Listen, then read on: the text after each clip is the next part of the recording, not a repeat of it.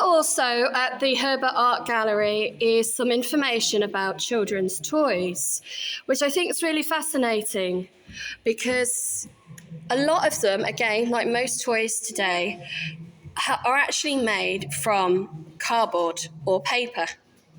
So you can see that all of these little theatres that people have had made, and then you have like steam trains and the houses and even the doll's house, it isn't actually 100% wood. It's more like paper or cardboard. Even on the bricks, the image has been printed and then stuck on. One of the other things, though, if you are a collector of vintage toys, is just to be aware that when they used to use paint for vintage toys years ago, they were very renowned for using things like arsenic and lead in the actual paint. So just be careful and vigilant that if you are collecting vintage toys, that when obviously handling them, wear gloves wherever possible. Also do your research to find out what that toy potentially may be made of, and wash your hands after use.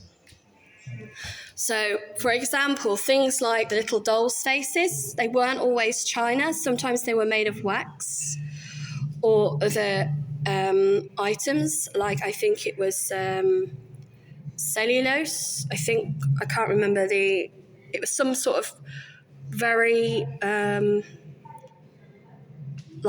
was a type of plastic that was extremely flammable, more flammable than the types of materials we have today. And all of the eyes and lips would have been painted on, usually by children. And what would happen is sometimes they would actually lick the paintbrush to get a more of a finer edge to the paintbrush. And when they were doing that, we were actually being poisoned by the lead or the arsenic that may have been in the paint.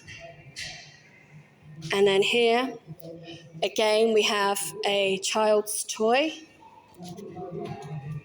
which is like an optical illusion to the human eye, and you will see the bird sitting in the cage.